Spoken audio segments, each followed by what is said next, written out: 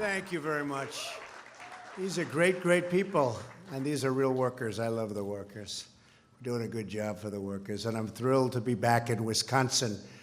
The optimism in this room is the same incredible spirit that is sweeping across our country, and even greater than that great day in November when I won the state of Wisconsin and when we won the presidency. That was a great day, I have to say. That was a great day, and thank you, Wisconsin. No administration has accomplished more in the first 90 days. That includes on military, on the border, on trade, on regulation, on law enforcement. We love our law enforcement, and on government reform. Today, we're building on that optimism, and I'm proud to announce that we are about to take bold new steps to follow through on my pledge to buy American and hire American.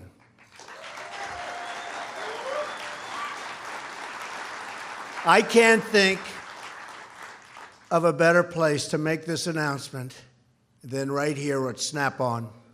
Just took a tour of the company. Good place, by the way. It's doing well, too. Standing among the workers who make the tools that will rebuild our nation.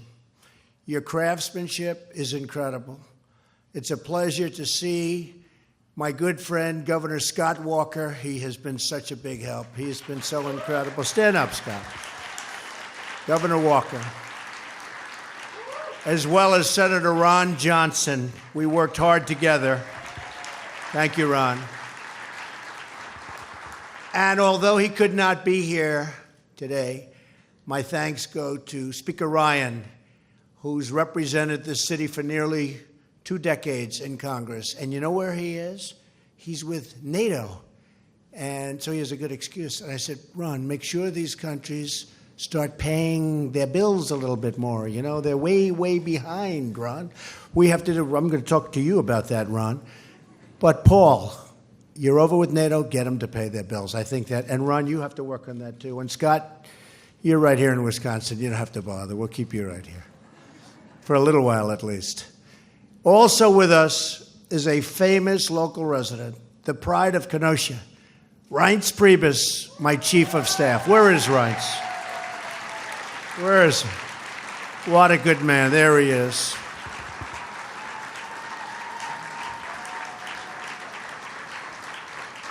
In fact, we flew over his house on the way up, and he got all excited. He's taking pictures of us. Rice went to school right here, just about a mile away, where he took his wife, Sally, to the prom. And that was a match made in heaven. Very nice. I also want to thank Treasury Secretary Steve Mnuchin for being with us today. Secretary Mnuchin is working to put together a tax reform plan to make our industry more competitive and also to provide a level playing field for our workers. We don't have a level playing field, believe me. You're going to have one very soon. And our tax reform and tax plan is coming along very well. It's going to be out very soon. We're working on health care, and we're going to get that done, too. Our Education Secretary, Betsy DeVos, is also here. Where's Betsy? She's around here someplace. Stand up. Thank you, Betsy. Secretary DeVos is working to ensure that our workers are trained for the skilled technical jobs that will, in the future, power our country. I'm excited to be joined today by students from Gateway Technical College. And remember the college president, Brian Albrecht. Thank you. Great job. Thank you very much. Thank you. Thank you, Brian. Your partnership with Snap-on is a great example of why vocational education is the way of the future. When I was growing up in Queens, we had vocational schools. They were great. We don't have schools like that so much anymore, but we're bringing them back, vocational schools. These are very talented people that love that type of work, and it's great work. It really is great work. So vocational schools are going to be a big factor in the Trump administration. Together, we're going to do everything in our power to make sure that more products are stamped with those wonderful words, made in the USA.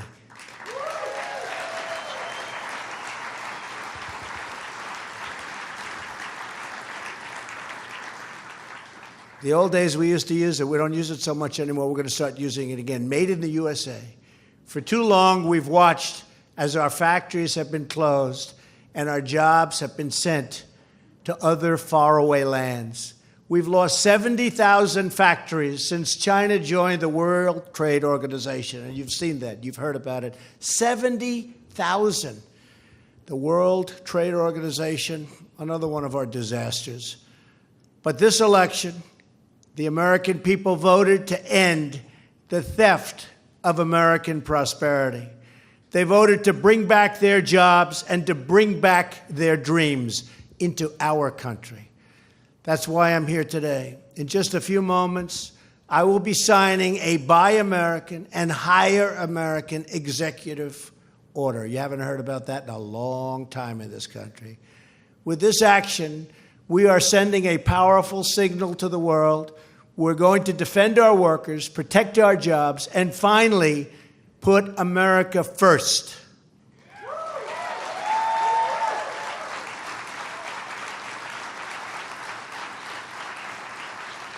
I see all the Make America Great Again hats, so that's a good crowd. Those are good hats.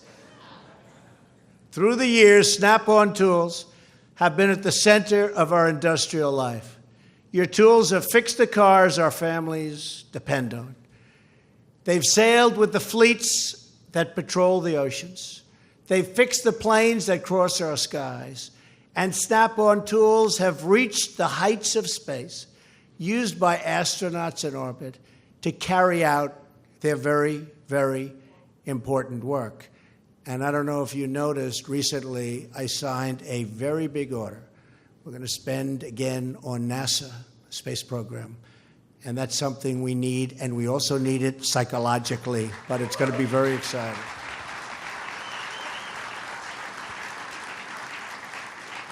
For decades, this company has served the needs of American workers. It's time we had a federal government that does the same. The Buy and Hire American order I'm about to sign will help protect workers and students like those of you in the audience today. This historic action declares that the policy of our government is to aggressively promote and use American-made goods and to ensure that American labor is hired to do the job. It's America first. You better believe it. It's time. It's time, right? It's time. First, we will fully monitor, uphold, and enforce our Buy American laws, which we haven't done. Buy American laws require that when the federal government buys, builds, or funds a project, domestic goods and products should be used. But over the years, these Buy American standards have been gutted by excessive waivers and reckless exemptions. The result has been countless jobs and countless contracts that have been lost to cheap, subsidized, and low-quality foreign goods. With this order, I'm directing every single agency in our government to strictly uphold our Buy American laws, to minimize the use of waivers, and to maximize Made in America content in all federal projects. It's time. And for the first time ever, we are going to crack down on foreign bidders that used dumped steel and other subsidized goods to take contracts from workers like you. They take them away, and they've been doing it for a long time. Not going to happen anymore.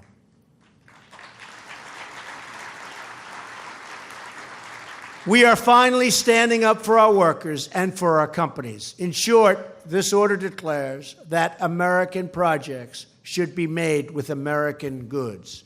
No longer are we going to allow foreign countries to cheat our producers and our workers out of federal contracts. Everyone in my administration will be expected to enforce every last Buy American provision on behalf of the American worker.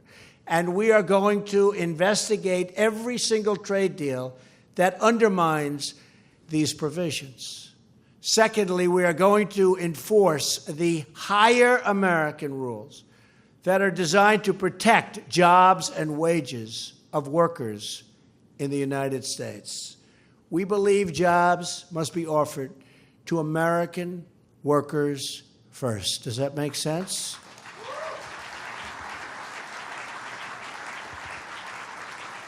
Right now, widespread abuse in our immigration system is allowing American workers of all backgrounds to be replaced by workers brought in from other countries to fill the same job for sometimes less pay. This will stop. American workers have long called for reforms to end these visa abuses, and today their calls are being answered for the first time.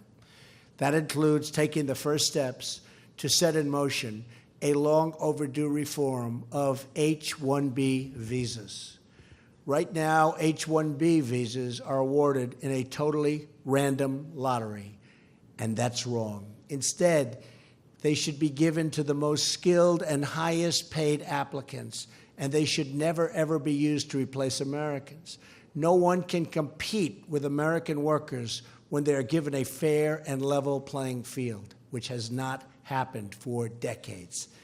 We're using every tool at our disposal to restore the American dream. In fact, when it comes to wasteful, destructive, job-killing regulations, we are going to use a tool you all know very well. It's called the sledgehammer. That's what we're going to use. We're also going to stand up for our dairy farmers in Wisconsin.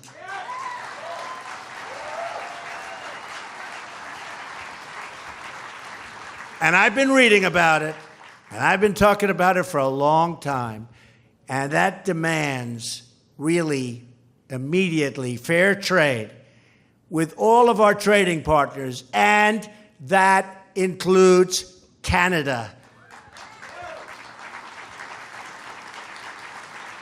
Because in Canada, some very unfair things have happened to our dairy farmers and others, and we're going to start working on that with Ron and with Scott and with Paul and with all of your representatives. What's happened to you is very, very unfair.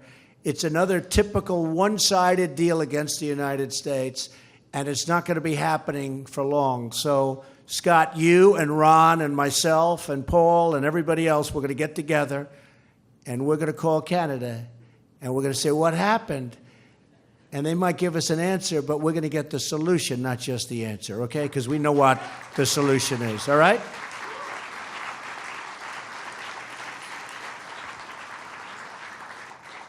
And if you guys can't do it, we'll bring maybe Reince. Reince, you ready, Reince? We better bring Reince back.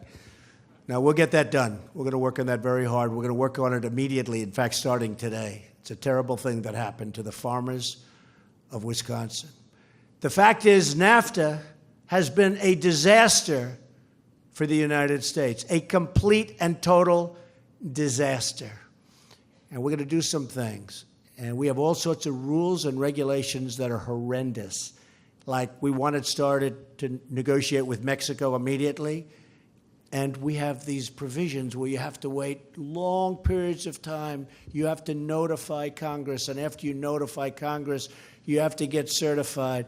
And then you can't speak to them for 100 days. The whole thing is ridiculous. NAFTA has been very, very bad for our country. It's been very, very bad for our companies and for our workers. And we're going to make some very big changes, or we are going to get rid of NAFTA for once and for all. Cannot continue like this, believe me.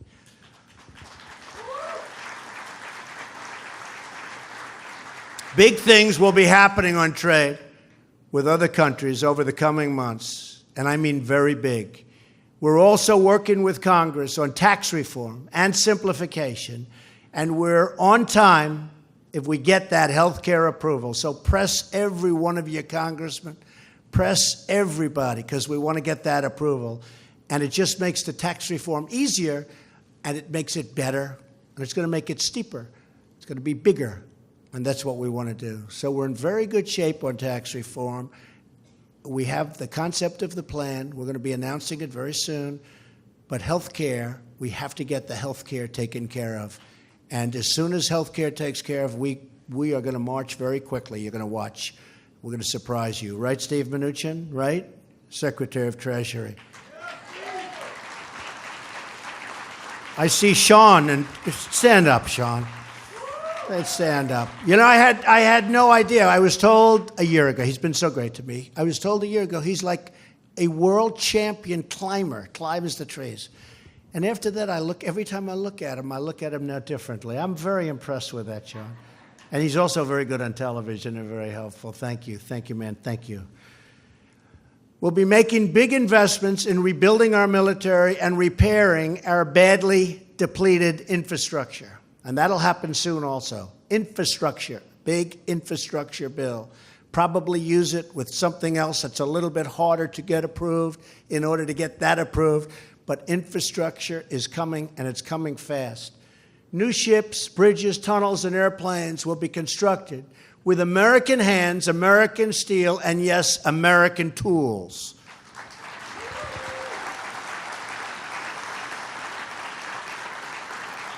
As we work to restore the American dream at home, we're also working to restore America's standing abroad. That means strengthening our partnerships and ensuring that our friends and allies pay their fair share. And that very much includes, as I've already said in my little statement to Paul, it also includes the NATO companies and countries. They are really sort of letting us down in that one respect. And we don't want people taking advantage of the United States, and that's not going to happen for very much longer. I'm going over there very soon, and we're going to have it, and everybody's going to be paying, and we're going to be a much happier country. We're going to be a much happier world. No matter the circumstances, everyone will know we act from this core conviction that America's strength must be unmatched, and its first priority, unquestioned, the safety and security of our citizens. This is the surest path to a more peaceful and prosperous world for us all. Together, we can build a better future in the spirit of this company's earliest days. Great company, great history.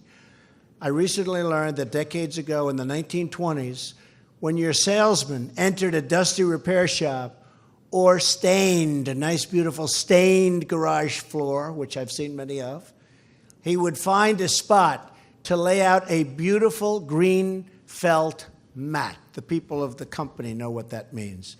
And on that green felt mat, he would carefully place a gleaming set of new Snap-on tools. The founders of this company wanted their customers to know that the tools of the mechanic were just as important as the tools of the doctor, the dentist, the politician, or the business leader, and that his craft was a noble, noble craft, as noble as any. This is a wonderful story about your company and its Wisconsin heritage. And Wisconsin has a truly great heritage, and it's led by incredible people. But it's also a story that tells us a lot about the American spirit. In America, we honor work. We honor grit. We honor craftsmanship. We honor the men and women who turn dreams into reality with their own two hands. In America, we honor all of you. We are a nation of builders. We are the country that dug out the Panama Canal, that put a man on the face of the moon, and that linked our cities with majestic railroads and curving highways. We are the country that is always on the cusp of the next invention. But we can only get there with all of you. We can only restore this nation we love so much by working and building with all of you. We can only get there together. We are the one people sharing one destiny, saluting one great, beautiful American flag. I'm thrilled to be here today to celebrate our great American heritage and to proudly embrace our great American future.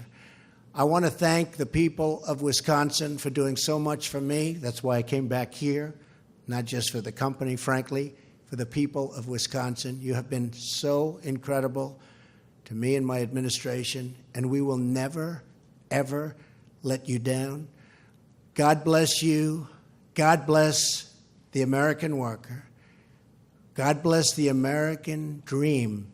And God bless the United States of America. Thank you all very much. Tremendous honor. Thank you. Thank you very much.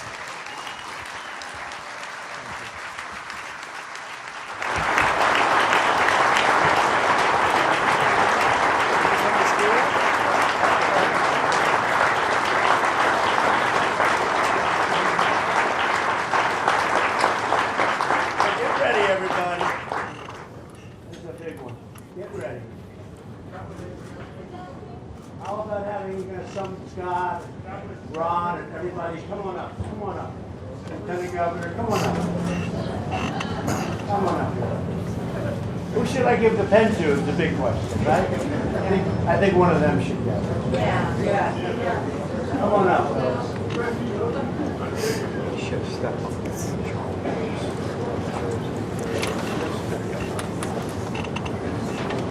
Great representatives.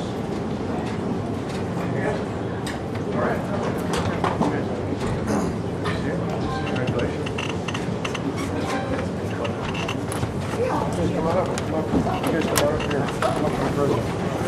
Come on up, yeah.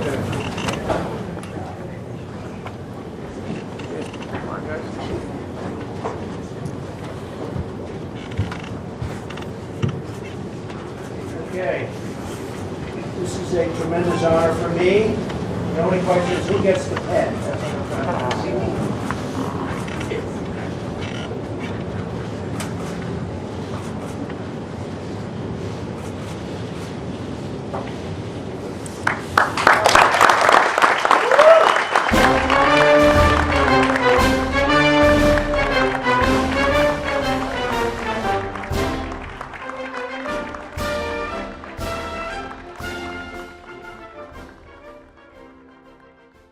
We will make America great again.